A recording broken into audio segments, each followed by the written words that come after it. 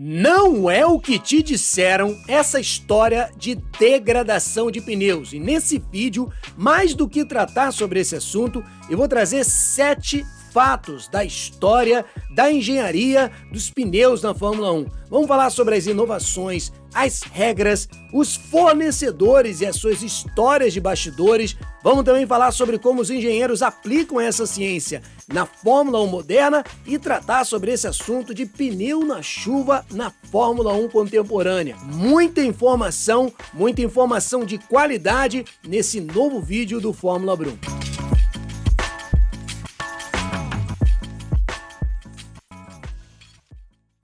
Bora testar os seus conhecimentos sobre a história da Fórmula 1? Será que você conseguiria acertar qual foi a fornecedora mais vitoriosa na história da categoria? Quantos fornecedores a categoria já teve? A Fórmula 1 já teve 9 fornecedoras de pneus desde a sua temporada oficial, a primeira em 1950. E a maior vencedora de todas é a americana Goodyear, com quase 75% de aproveitamento nos seus quase 500 grandes prêmios. Tem também 24 mundiais de piloto e 26 mundiais de construtores. Em segundo lugar, a atual fornecedora da Fórmula 1, a italiana Pirelli, que fornece desde 2011 exclusivamente para a categoria, teve vários períodos em que ela foi e saiu também da Fórmula 1. Foi fornecedora, portanto, de 20 pilotos campeões na categoria e 14 equipes de construtores. Em terceiro lugar está a japonesa Bridgestone, que também teve vários períodos na Fórmula 1, sendo fornecedora única durante 116 corridas. Por isso também um expressivo potencial aí de vitória com 71%. A gente está usando o critério de mundiais de pilotos e construtores para jogar a sequência. São 244 corridas e 175 vitórias, 11 mundiais de pilotos e 11 de construtores. Mas quem também tem uma história muito forte na categoria, em quarto lugar, é a francesa Michelin. Com quase 50% de aproveitamento, a Michelin tem um caso muito interessante. Ela, de fato, competiu contra outras equipes rivais, ou seja, em momento nenhum ela foi fornecedora única, diferente de Goodyear, Pirelli e a Bridgestone. Portanto, os números da francesa Michelin são muito significativos, com 6 mundiais de piloto, 4 de construtores nas suas 215 corridas com 102 vitórias, mas a Michelin também tem uma história muito importante na história do automobilismo. Foi nas 24 horas de Le Mans de 1951 que a Michelin introduziu pela primeira vez o pneu radial, esse mesmo pneu que hoje você tem nos carros de rua, nesse belíssimo Lancia Aurelia, que venceu a edição para os italianos naquela ocasião. Uma inovação tecnológica que veio das pistas e, portanto, uma contribuição expressiva da Michelin para a história dos pneus na categoria. Embora a Michelin não tenha tido tantos números na Fórmula 1, em termos de corridas de endurance e outras categorias, a Michelin realmente é muito expressiva e, portanto, esses números que a gente vê é muito significativo. E, em quinto lugar, você tem os britânicos da Dunlop, também muito presentes no automobilismo de endurance. Foi fornecedor único em 37 grandes prêmios e tem números muito parecidos com a Michelin, porque também forneceu, na verdade, muito em conflito logo no início da Fórmula 1 com outros concorrentes, com 8 mundiais de pilotos e 9 de construtores, aparece na quinta colocação. Na sexta, os americanos da Firestone, que forneceram de forma única durante 11 temporadas e tem mais ou menos os mesmos números de taxa de vitória do que os britânicos da Dunlop e os franceses da Michelin, com 4 mundiais de pilotos e 3 de construtores. A Firestone também tem uma história, aí sim, ligado mais à Fórmula 1, bastante expressivo. Foi a Firestone que introduziu o pneu slick, esse pneu lisinho, que não é o pneu biscoito comum dos nossos carros e que aumenta a área de contato dos carros. Foi introduzido no Grande Prêmio da Espanha de 1971. Uma inovação que depois passou a ser trend em todas as outras fornecedoras da Fórmula 1. Você pode reparar esse belíssimo Ferrari, que era de Clay Regazzoni e também de Jack Ickx, que na verdade parece uma garagem, a borracharia da Ferrari, ou melhor, da Fórmula 1. Foi assim que foi inaugurado o pneu slick na categoria. O vencedor, na verdade, daquele grande prêmio foi Jack Stewart com a Tyrrell, também usando pneu slick, porque era fornecedora também a Firestone para essas equipes. Os alemães da Continental, com 2 mundiais de pilotos e nenhum de construtores, têm até uma taxa expressiva de 76% de aproveitamento. E por isso que o meu critério passou a ser o número de mundiais. Do contrário, a Continental teria que estar em primeiro lugar em proporção. Por isso, o meu critério aqui para colocar na ordem de sequência entre os mais vencedores vai exatamente no número de conquistas de mundiais.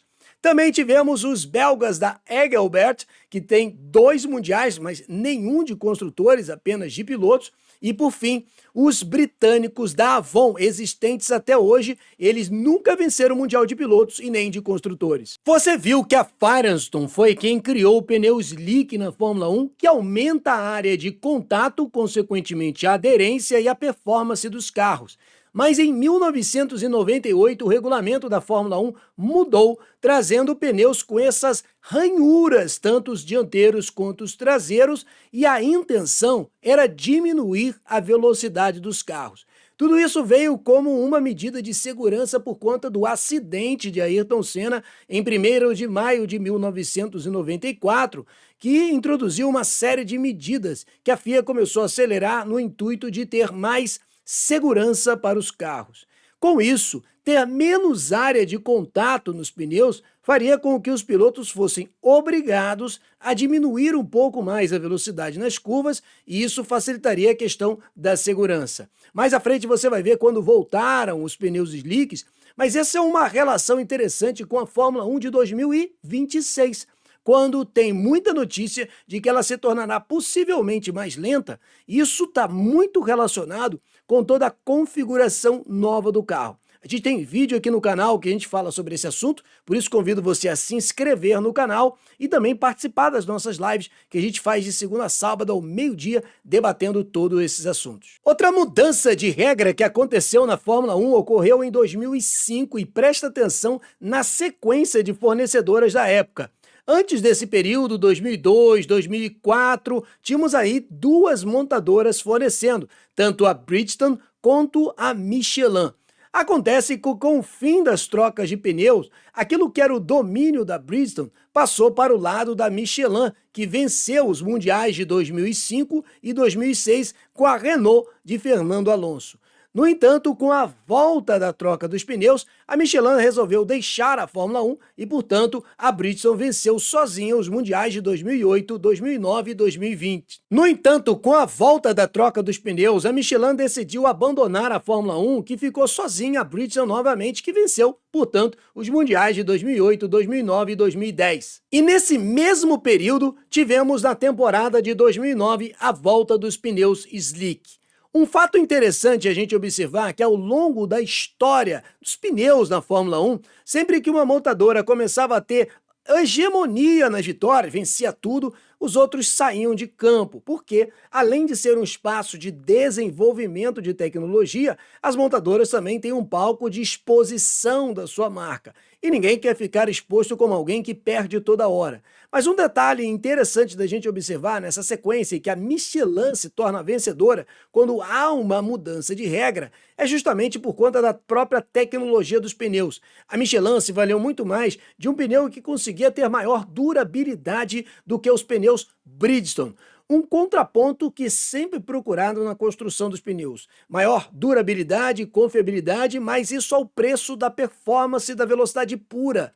Em contrapartida, você pode ter muita velocidade, como hoje a gente tem quando coloca os pneus vermelhos, mais macios, de maior aderência, mas eles não resistem muito tempo. Mas falando agora mais sobre a engenharia dos pneus e tratando desse assunto sobre a degradação de pneus, isso é uma confusão muito grande que muitos torcedores acabam se confundindo. Essa ideia de que degradação de pneus é a mesma coisa que consumo de pneu e que não é. Na verdade, consumo de pneu está associado ao composto, ao material em si. e degradação de pneu está ligado à queda de performance do componente. Eu vou explicar isso, como funciona em detalhes, mostrando os bastidores da engenharia daqui a pouquinho nesse vídeo, mas, por exemplo, para você reparar essa diferença, observe, por exemplo, no seu carro de rua, que você vai ter nas ranhuras esses calombinhos chamados TWI, ou Tire Wear Indicator. É justamente um fator para você medir. Você vai localizar que logo na lateral do seu pneu deve ter uma marca do TWI para localizar quando o pneu está realmente careca ou falta mais o uso dele para que ele possa continuar. Em outras palavras, você, na verdade, não tem isso na Fórmula 1. Mas como é que você fica sabendo que um pneu slick está consumido? Você tem os furinhos no pneu slick. Esses são os fatores que você analisa realmente para saber se o pneu está consumido ou não. Porém, um pneu slick pode estar com todos os furinhos em dia e mesmo assim perder performance, que é o fator de degradação. Essa questão dos furinhos é assim padrão desde o kart. Esse, por exemplo, é um pneu de kart e você vê aqui os furinhos também para você poder verificar se o pneu está consumido ou não. O coeficiente mais utilizado para saber se o pneu saiu da janela de performance, ou seja, ele não mais está conseguindo todos os fatores para que ele tenha o máximo da sua performance, ou seja, o pneu está degradando, e repito, algo que pode acontecer mesmo que o pneu esteja 0 km, você tem na temperatura esse fator. E isso é tão inerente ao automobilismo que isso aqui é um kart. E você vê aqui no kart aplicado um equipamento para medir a temperatura dos pneus.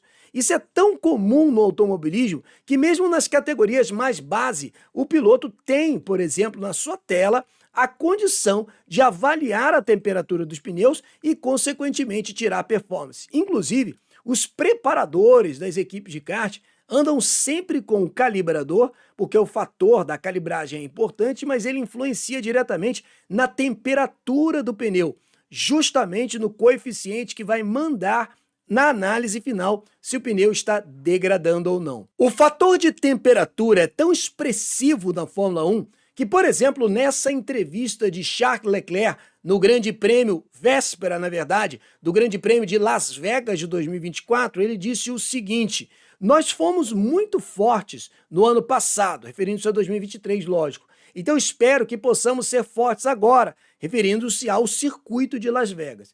Eu estava pensando que este ano nós demos um grande passo na gestão de pneus, o que significa que também deixamos algo para trás em condições frias. Las Vegas é um pouco desse cenário.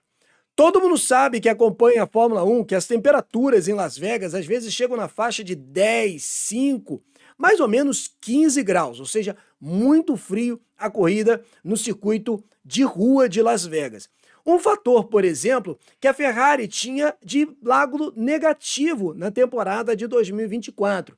Em 24, sempre que a temperatura era elevada, a Ferrari tinha uma alta performance, Grande Prêmio de Austin, Grande Prêmio do México, mas o fato é que o circuito de Las Vegas, para a configuração do SF24, o carro daquela temporada, favorecia, ou seja, o layout do circuito favorecia, mas a temperatura não. E a grande dúvida é se a Ferrari iria bem.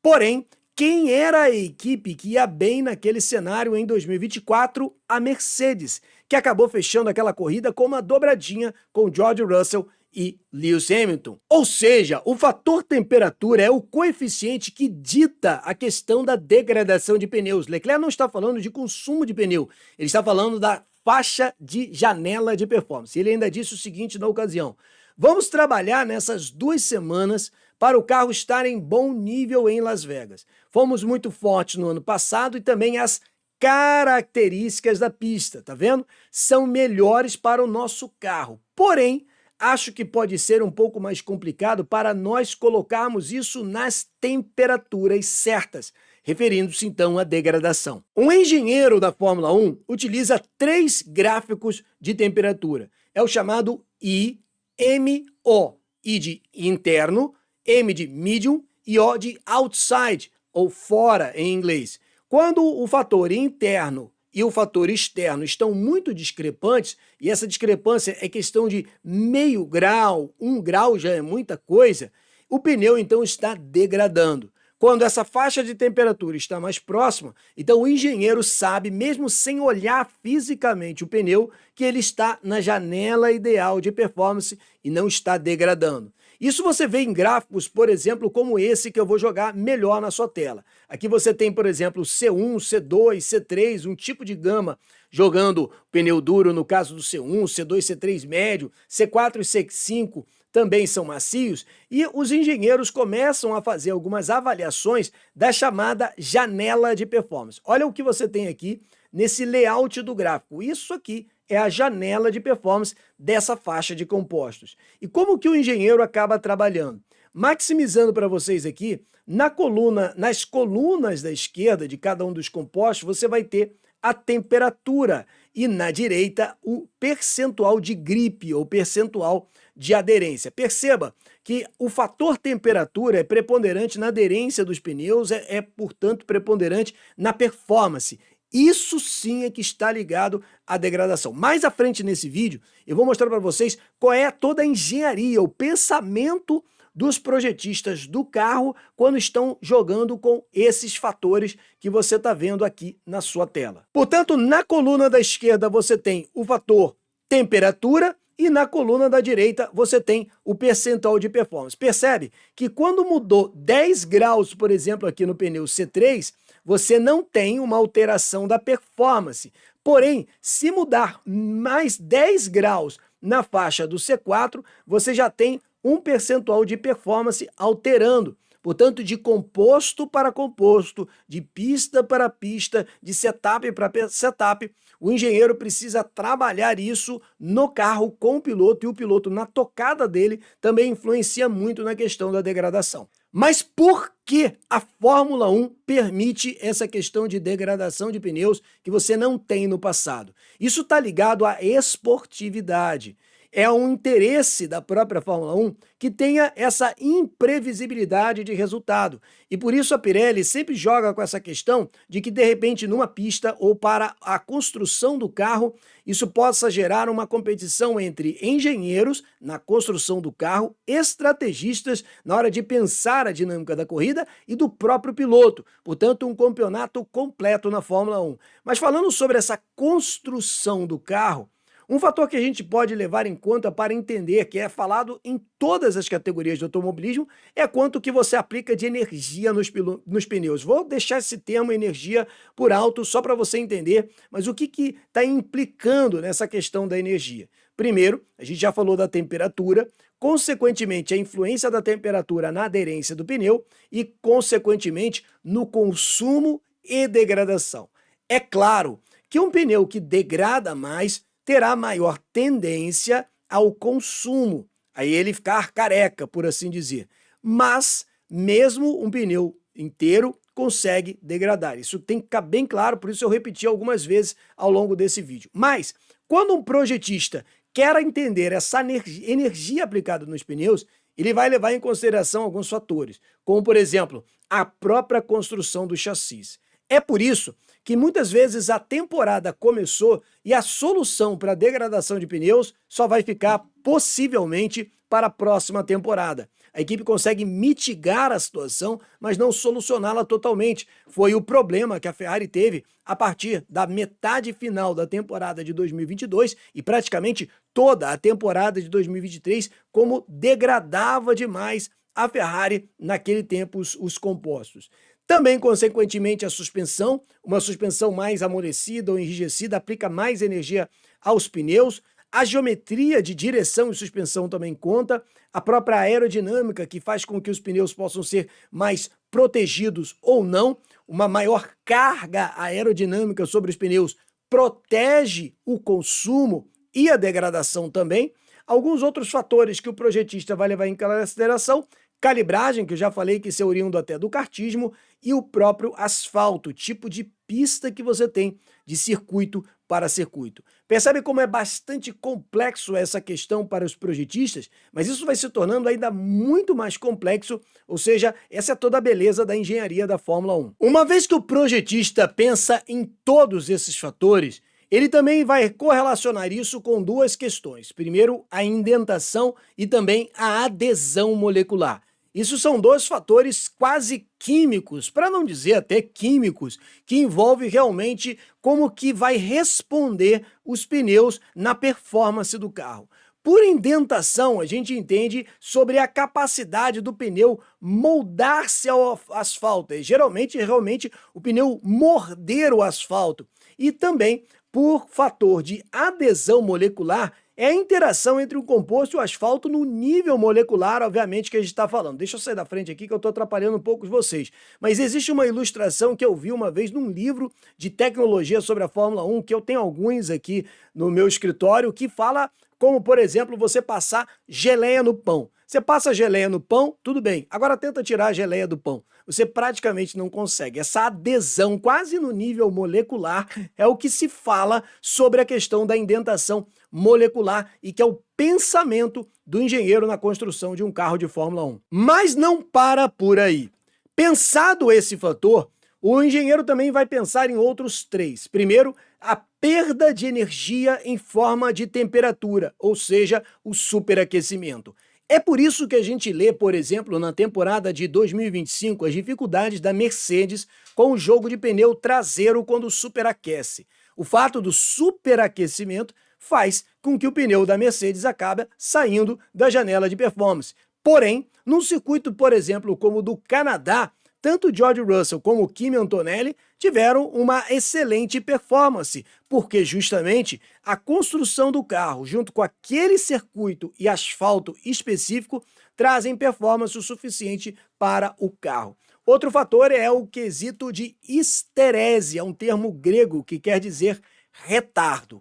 Ou seja, é também tanto o retardo do pneu moldar-se quando ele é comprimido, quanto também dele voltar rápido para sua posição ou mais lento. Essa maleabilidade do pneu, que você vai ouvir muitos engenheiros e principalmente pilotos falarem sobre o ombro do pneu. Se você colocar um pneu assim desenhado na tela, vou desenhar um pneu de frente para você.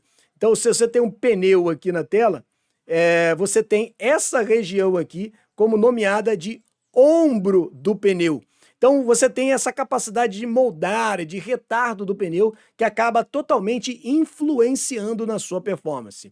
O terceiro fator, eu acho que eu vou ter que sair da frente aqui, que eu estou atrapalhando um pouco o texto aqui, é o módulos do pneu, ou a maleabilidade, a rigidez do composto. É por isso que você tem o composto macio, médio e duro. E muitas vezes as equipes, quando colocam o pneu médio, o carro vai muito bem. Quando coloca o macio, ele perde performance. Na volta de classificação, quando se usa muito mais os pneus macios, ele não tem uma volta rápida, mas no ritmo de corrida ele está bem configurado, feito o setup voltado para essa expressão. São diversos fatores, portanto, do pensamento do engenheiro, mas tudo isso não para por aqui. Uma vez pensado todos esses fatores, o fator temperatura de pista e a temperatura ambiente será o coeficiente que vai ditar isso tudo. Portanto, muito para nós, até mesmo que anda de simulador ou joga lá no videogame, entende que a temperatura é o coeficiente usado pelos projetistas para entender quando tudo isso está em desarmonia. Mas você percebe como é difícil, por exemplo, para o projetista voltar ao computador ou talvez a prancheta, no caso do Adrian Newey, para entender aonde que está errado o carro. E a complexidade disso tudo é que faz a Fórmula 1 ser uma competição de engenharia, de estrategistas e de pilotos. Mas é sem dúvida a questão do Fórmula 1 atual não conseguir guiar na chuva, que irrita mais os torcedores da categoria. E existem 4 fatores principais que faz com que o pneu não seja o único motivo pelo qual a Fórmula 1 atual não consegue ter as lendárias corridas que tínhamos no passado na chuva. Primeiro deles que a gente tem que considerar é o efeito solo. Justamente por conta dessa geração de carros atual, o spray d'água é muito mais expressivo. Pela própria configuração de como funciona o efeito solo, que é justamente gerar uma zona de baixa pressão debaixo do carro, fazendo com que ele seja sugado para baixo, tudo que está no asfalto é sugado para cima. E você pode perceber que na Fórmula 1, no período do efeito solo, essa questão do spray d'água ficou muito maior e, consequentemente, a visibilidade. Tivemos muito mais corridas começando já em movimento com o safety car. O segundo fator é o tamanho do carro. A massa de água deslocada é muito maior. Isso talvez modifique para 2026, quando os carros terão menor dimensão. Mas hoje um Fórmula 1 é praticamente do tamanho de uma Volkswagen Amarok em termos de comprimento e largura. E tudo isso é um fator que faz com que o Fórmula 1 acabe deslocando uma massa de água maior. O terceiro fator está ligado também com a aerodinâmica e não propriamente com os pneus. É o caso do difusor, aquela estrutura traseira do carro que faz justamente com que a direção de todo esse spray d'água seja erguida, ou seja, você joga para o alto uma verdadeira massa de água que não tem nada relacionado com os pneus, ou seja, a própria construção toda do carro é dificultosa. Mas você pode reparar que as equipes, mesmo quando estão em chuva extrema, preferem utilizar os pneus intermediários. E isso está totalmente relacionado mesmo com o diâmetro do pneu. Pode parecer uma coisa exagerada, mas milímetros contam muito na Fórmula 1.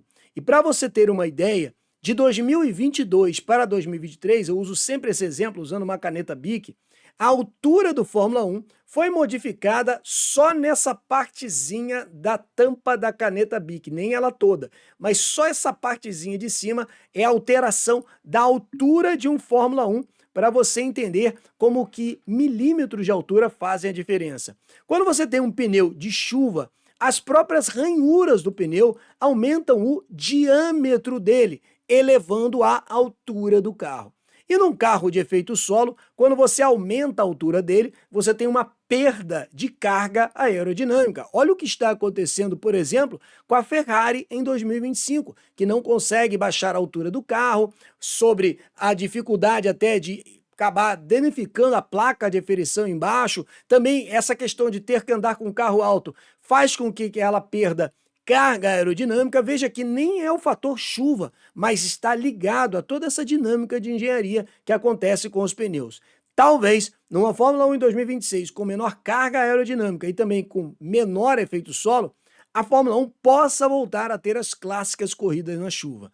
Mas eu vou deixar na sua tela esse vídeo que fala sobre a desmistificação do todo o regulamento da Fórmula 1 2026. É um vídeo longo em que você vai ter 20 perguntas respondidas sobre as maiores dúvidas da próxima temporada. Muito obrigado por assistir os nossos vídeos.